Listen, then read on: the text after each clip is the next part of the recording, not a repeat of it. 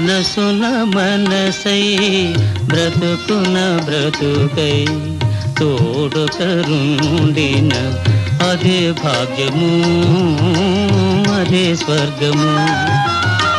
మనసున మనసై బ్రతుకున బ్రతుకై తోడు కరుండిన అదే భాగ్యము, అదే స్వర్గము.